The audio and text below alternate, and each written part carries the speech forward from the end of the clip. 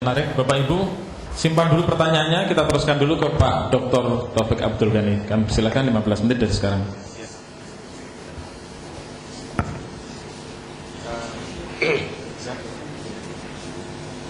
Oke. Assalamualaikum warahmatullahi wabarakatuh. Selamat siang. Ya. Terima kasih saya ucapkan kepada moderator dan panitia yang telah memberikan kesempatan kepada saya untuk mempresentasikan. Nama saya Taufik Abdul Ghani. Ya. Paper ini merupakan kerja sama dengan dua rekan saya, yaitu Charles Rosita dan Mauzunani. Nah, sayang sekali mereka tidak dapat hadir di sini. Kami dari UPT Perpustakaan Universitas Syahkuala. Ya.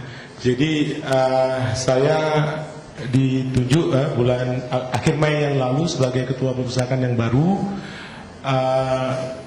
Jadi ini sebenarnya kalau dua paper yang tadi merupakan satu hasil penelitian, saya ini mungkin paper ini merupakan satu dream, ya, suatu impian, ya, satu impian. Bagaimana saya masuk, pertama saya lihat perpustakaan kami yang begitu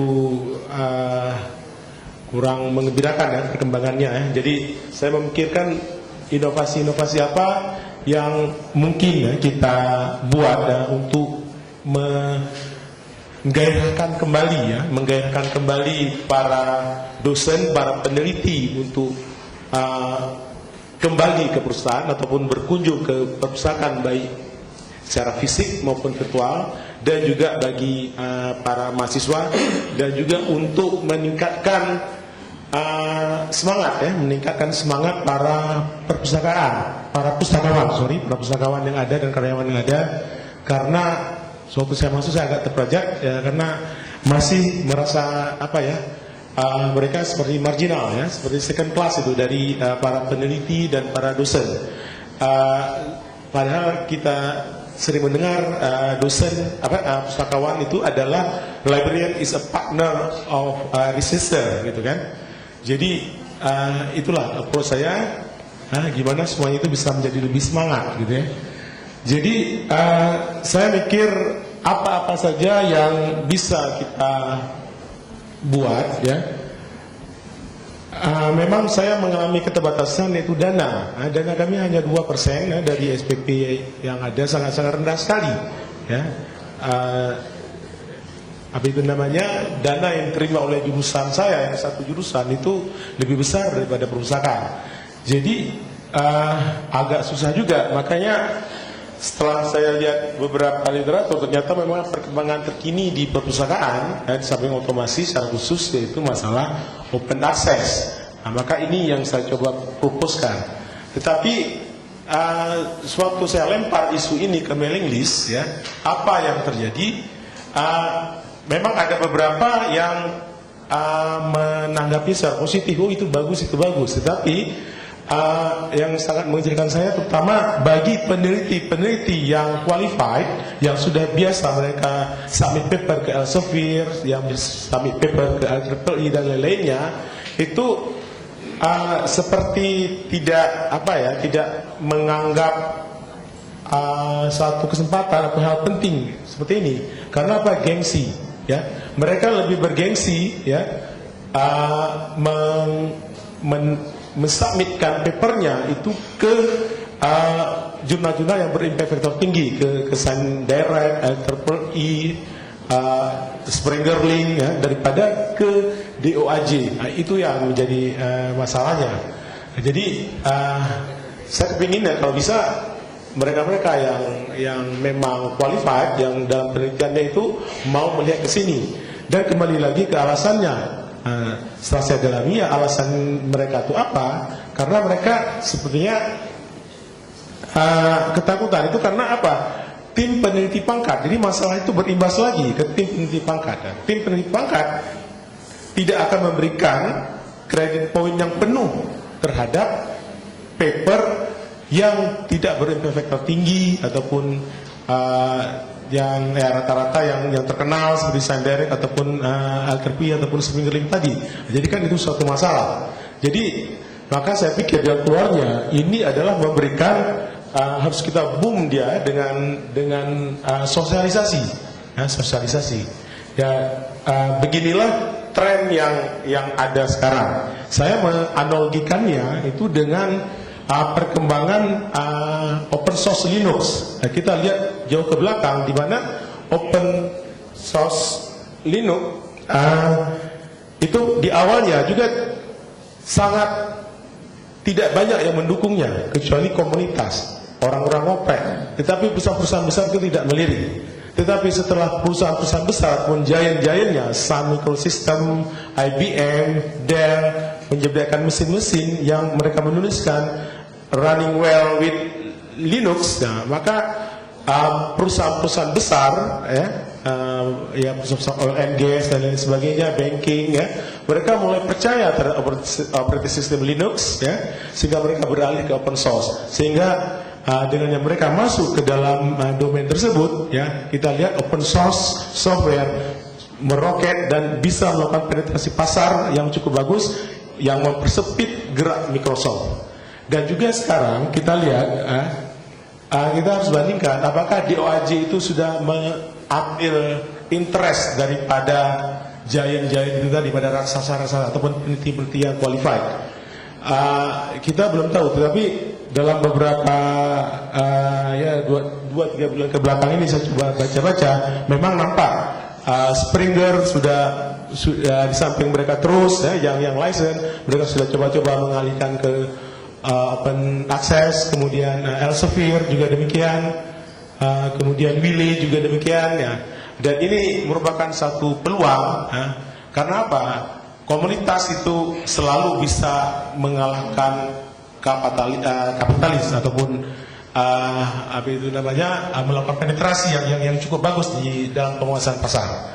Jadi itulah ide ya sebenarnya kenapa memang dalam awal ini saya memang fokus untuk mengenalkan ya, open source, bahwa ini bukan barang kacangan. Ini memang masih kecil sekarang, tapi suatu saat nanti dia akan besar karena pemain-pemain dalam publishing juga sudah mengarah ke sana. Jadi kita kembali ke materi ya, perpustakaan usia itu tidak terlepas dari Tridharma perguruan tinggi ya. Menyediakan koleksi yang dibutuhkan dan relevan terhadap kebutuhan penggunanya. Salah satunya yaitu bidang penelitian. Jadi bagaimana perpustakaan usia menyediakan jurnal-jurnal yang berkualitas terhadap kebutuhan para penelitinya. Tetapi apa yang terjadi di perusahaan kami, memang anggarannya kecil ya, dan terlalu mengharap pada APBN ya, sehingga perpustakaan itu khusus terhadap jurnal itu saya melihat itu ini perpustakaan ataupun museum gitu. Jadi koleksi-koleksinya itu tahun-tahun 60, tahun-tahun 65, mungkin ya masih lebih tua jurnalnya daripada saya. Dan itu pun diperoleh dari volunteer. Jadi dulu yang mereka kuliah ke luar negeri, ke Amerika, termasuk juga waktu itu ya Pak gubernur kami yang orang GAM itu Pak Irwadi, sewaktu dia sekolah ke Amerika, dia berhasil mendrag back jurnal-jurnal lama yang dibawa ke Unsia. Tetapi ya tanggal-tanggalnya itu rata-rata tahun 60. Ya memang waktu itu tahun-tahun 80 memang berbeda, tapi sekarang sangat up-to-date. Sehingga ini perpustakaan ataupun museum gitu ya. Permasalahannya itu kembali lagi kepada anggaran. Tapi ya perkembangan sekarang terlihat bisnis penerbitan jurnal ilmiah menjadi lebih cepat.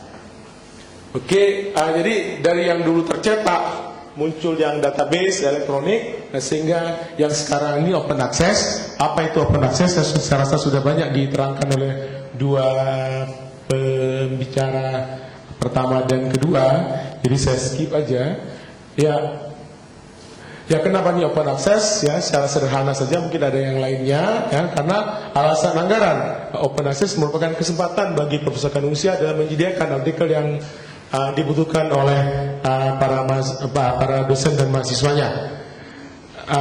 Ya tadi saya utarakan, namun penggunaan open access di perguruan tinggi tidak semudah yang dikira. Banyak sekali obstacle yang kita hadapi ya terutama masalah prestise gitu saya lihat di sini harus ada strategi menarik partisipasi dan kepercayaan dari dosen peneliti terutama yang berkualifikat dan biasa yang mempublish ke jurnal-jurnal license seperti Sendek dan sebagainya sebagai pembaca dan kontributor.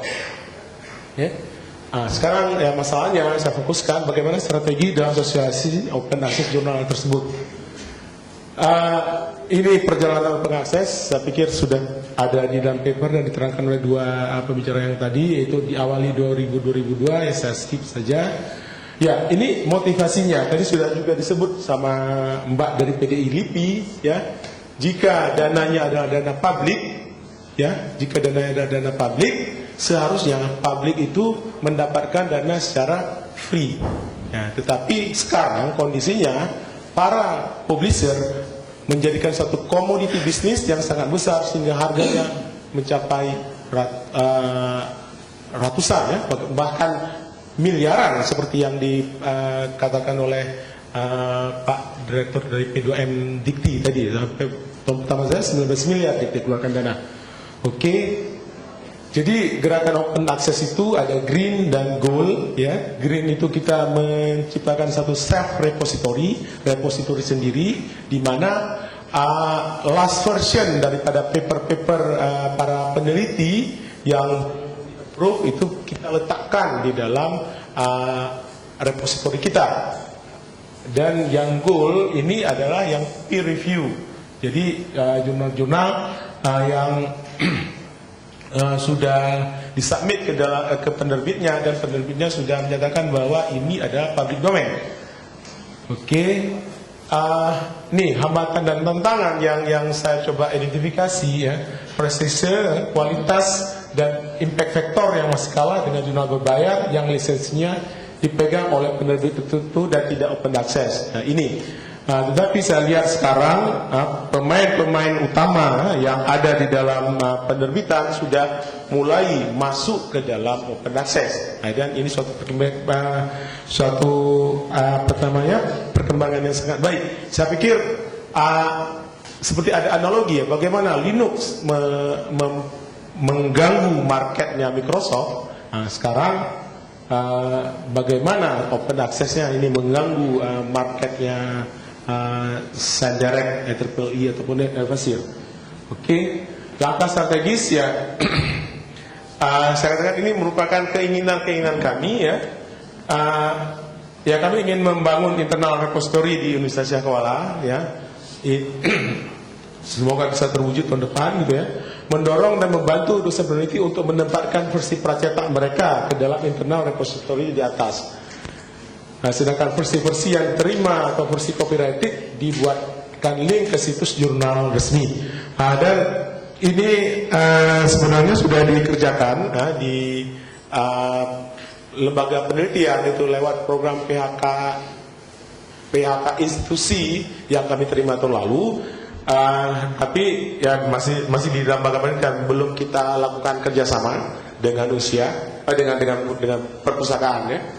Oke, kemudian mendidik dosen peneliti untuk melakukan penerbitan ke jurnal open access. Maksud saya bukan mendidik apa, tapi kita membuka wacana, membuka pemikiran gitu ya dengan sosialisasi. Jadi kami rencanakan akan memanfaatkan resource yang ada di perguruan tinggi. Kita tahu perguruan tinggi sedang gencar-gencarnya. Tadi malam juga sudah disinggung masalah inherent. Saya harapkan pemerintah dapat membuat inherent ini berjalan dengan smooth. Jadi memang kondisi kita seperti yang saya tanyakan juga tadi malam, seringkali puasa gitu. Saya nggak tahu di Perpustakaan Nasional apakah bisa dari Januari sampai Desember itu jurnalnya itu tetap terlangganan. Kita selalu problem menghadapi aturan performa, aturan pengadaan, aturan-aturan DIPA, aturan APBN. Jadi uang itu baru ada Maret, ya, dan tidak boleh lintas tahun. Ya, agak heran juga. Saya pikir harus ada perhatian yang khusus terhadap dunia perguruan tinggi. Kenapa Malaysia, Singapura tidak ada break? Kita ini semuanya inherent akses jurnal dari Januari sampai April itu puasa. Kenapa puasa? Karena DIPA belum turun, tender belum dilakukan, dan itu nanti harus selesai lagi sampai Desember. Nah, Desember lalu habis kontrak, tender lagi. Nah, Oke, itulah susahnya. Kemudian akan kita gunakan di space ya untuk internal repository kita. Ya, jadi kami sudah mulai ya mempromosikan atau menginformasikan daftar jual akses lewat media kampus ya, dan forum elektronik dosen dan mahasiswa. Media yang informal termasuk Facebook, mailing list dan Twitter. Saya melihat Facebook sangat fenomenal sekali ya. Dengan mudah kita bisa menjangkau mahasiswa daripada papan-papan pengumuman di kampus ya. Dan kita bisa interaktif ya, membypass komunikasi ya. Layeringnya itu bisa kita bypass sehingga kita dapat berkomunikasi dengan user-user yang memang potensial gitu ya. Oke, kita bekerjasama dengan pusat komputer untuk membuat repositori untuk kampus. Ya, jadi di samping ya kita punya portal, tetapi portal itu kurang interaktif, ya, kurang interaktif. Kami mencoba menggeser itu ke dalam media yang memang dipergunakan oleh mereka, itu Facebook dan Twitter. Ini kami mulai, ini akan kami laksanakan hari Senin, nah, itu pengumuman di Facebook perpustakaan kami. Nah, jadi dari situ mereka itu bisa langsung berinteraksi, berkomen gitu, dan langsung kita membalasnya. Nah, lain kalau kita umumkan dia di mana itu misalnya di website ataupun surat formal, nah, tidak ada interaksi. Nah, ini kita menggunakan pembicara internal dari kami yang Dr. Mulisin, yang saya lihat cukup produktif ya, di dalam jurnal-jurnal yang berimpact factor. Kemudian kita libatkan juga pustakawan kita, Bu Rosita. Jadi kita mix. Memang saya menghadapi kendala begini ya. Jadi banyak sekali pustakawan yang tidak berani tampil seperti itu ya, terutama yang di tempat saya ya. Tapi itulah saya menyemangati mereka ya, sebenarnya kita ini adalah sama saja. Kita adalah partner. Jadi ya kalau saya presentasi berarti saya gagal. Jadi harus yang seksinya itu yang harus presentasi. Alhamdulillah akhirnya mereka mau, gitu ya. Ini kita juga mengembangkan dengan flyer-flyer seperti ini, ya. Dulu jarang sekali ada flyer-flyer, yang ada surat-surat dinas, surat-surat pengumuman biasa lewat kertas berkop formal seperti itu, ada cap, ada tanda tangan. Jadi kita coba mengubah image perpustakaan, ya, kita gunakan perkataan-perkataan yang lebih populer. Kalau bisa funky tidak ada masalah, kita ikuti selera daripada mahasiswa. Oke. Ya, dengan kita andalkan flyer-flyer seperti ini ya, dengan ada dengan ada gambar-gambar sedikit ya, jadi untuk menarik minat, untuk merubah pemikiran terhadap perpustakaan. Jadi Ask a Librarian itu adalah moto kami sekarang. Dan ini kami mencoba mendata beberapa jurnal. Mereka belum pakai OJS dan mereka masih menggunakan web biasa, belum ada manajemen sistem. Dan insya Allah saya sudah menerima undangan dari Pak Subekti tadi malam untuk mengikuti pelatihan. Jadi memang benar di November ini akan mengadakan pelatihan implementasi OJS. Memang target kami ya, jurnal-jurnal tersebut ya, kalau mereka mau ya, mereka akan berpindah ke OJS. Dari sini ya, apa keunggulannya Facebook ya, saya bisa memonitor bagaimana respon ya, terhadap mereka. Jadi saya lihat postingan terhadap open access itu reach ataupun engage user itu terlihat tinggi. Ya, berarti saya agak optimis ini akan sukses dengan melihat parameter dari like-nya mereka ataupun komennya mereka. Oke, sekarang kita lihat pembiayaan open access ya.